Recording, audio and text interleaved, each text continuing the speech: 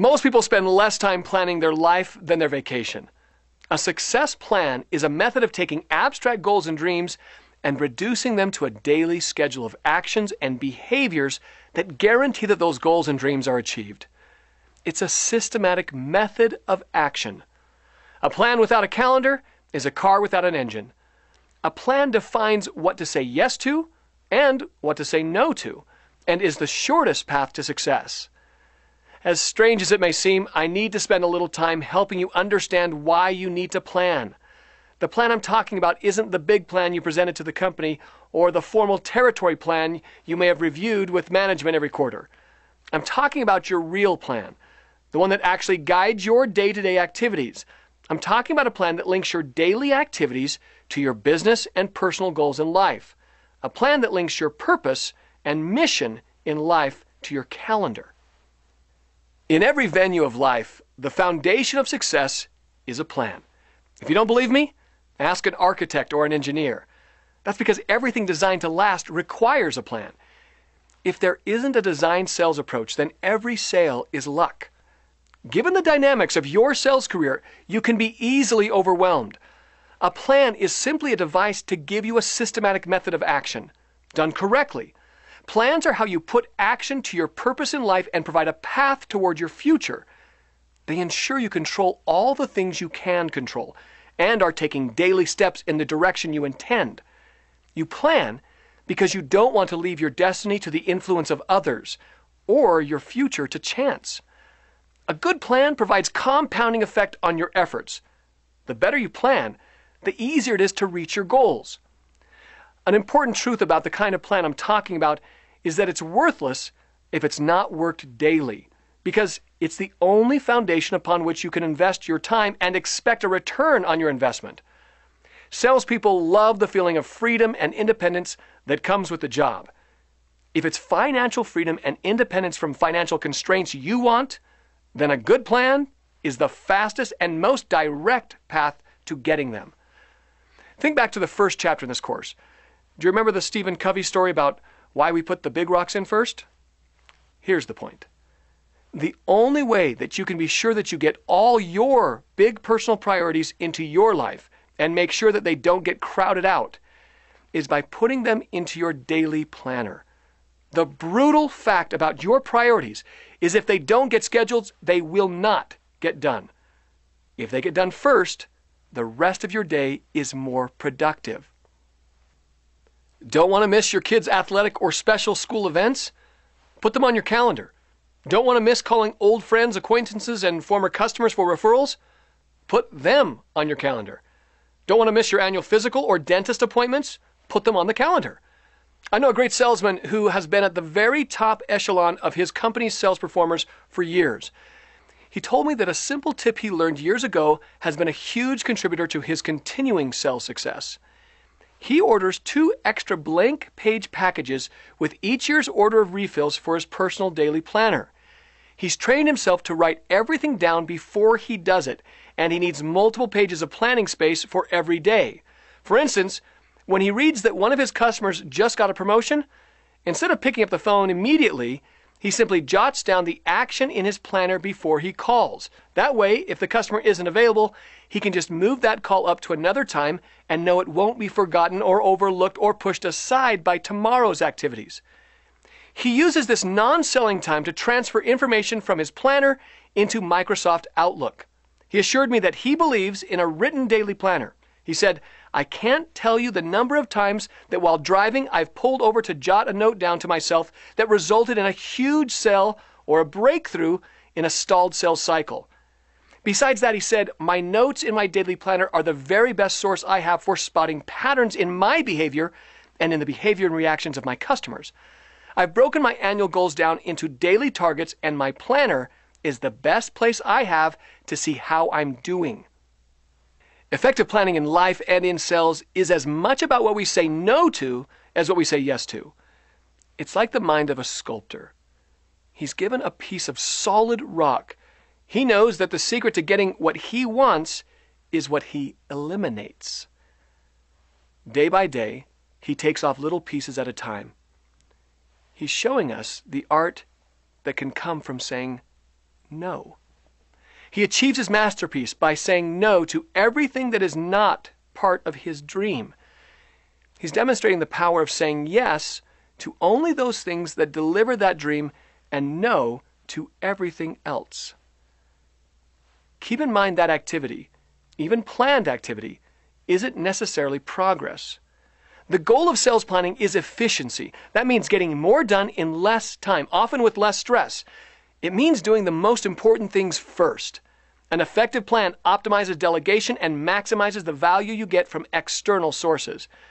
It means planning downtime, recreational time, learning time, and inspiration time. It means getting these important priorities scheduled and written down first because they're your priorities. Your calendar must not become your ticket to burnout. That's what happens when your daily plan isn't based on your priorities. That 2,000-year-old question still awaits your answer. What good is it for a man to gain the whole world, yet forfeit his soul? Use your daily plan to guarantee a balanced life. Use it to connect your purpose and your mission to your daily activities and ensure that the success you achieve is the one you truly want. What are the high priority goals that you wish to achieve? Include personal and business goals. Now, determine the steps you must take to achieve those goals. What is the sequence of those steps? Do you have the resources to take all the steps by yourself? If not, note the internal and external resources you need. Include the acquisition of any new skills, knowledge, or tools that you don't currently have. What are the metrics of those goals? What defines success for each of them? What must happen today to meet today's goal metrics? Define the daily disciplines you need to drive results that you want by doing only what matters most. Next, take your plan to your planner and commit to the daily discipline of using the planner. Use your planner to build and support the habits you want. Now it's time to track your time for the next week or two.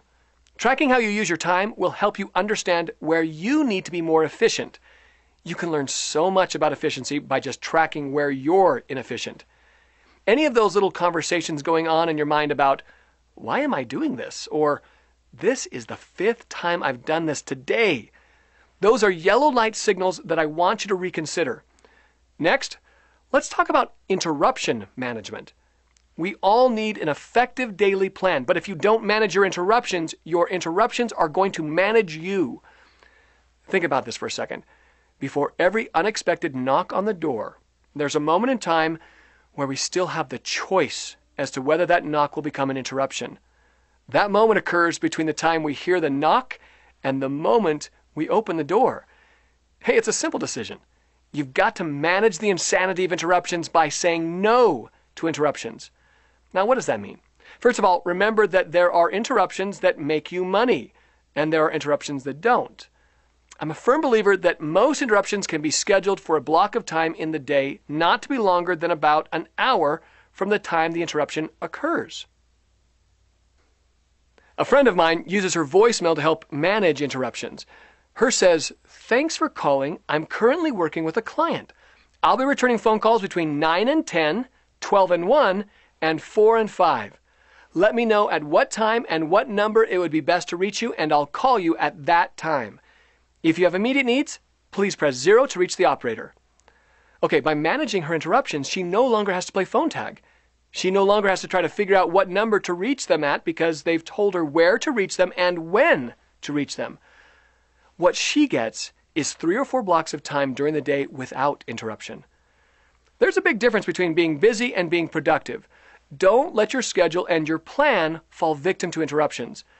Clearly communicate your boundaries and unwillingness to accept interruptions from your peers, coworkers, or even your manager. Get their daily needs on your schedule and be sure you meet their needs on a schedule that's best for you. A note of caution here. While you must train those around you, including suppliers, vendors, and people inside your organization, not to interrupt you and to use the means you provide them to interact with you when it meets your schedule, you must stick to it. You must avoid the temptation to make exceptions and give people license to violate your boundaries. If you set boundaries and specific means and times to communicate with you, stick to them. Enforce them and don't become your own worst enemy. There's an upside to this approach. Hyrum Smith, the co-founder and CEO of Franklin Quest, now a part of Franklin Covey, and one of the early pioneers of priority management, has a wonderful technique. When meeting with someone in his office, he would take the phone off his desk and put it in his top drawer, and then close the drawer. To anyone meeting with Hyrum, the message was clear. You're the only thing that's important right now. I don't want to be interrupted. Here's the lesson. When with a customer in person or on the phone, turn off your cell phone and leave it off until it's time to take your next batch of calls. While we're talking about the phone, we all know how when we use it can make or break our day, right? For instance, if you're on an unplanned call, ask 2 questions. Is this a call that's going to be profitable? And/or is this a call in which I can add value? And then every 2 minutes for the first 6 minutes, ask yourself if the call is one that you should continue.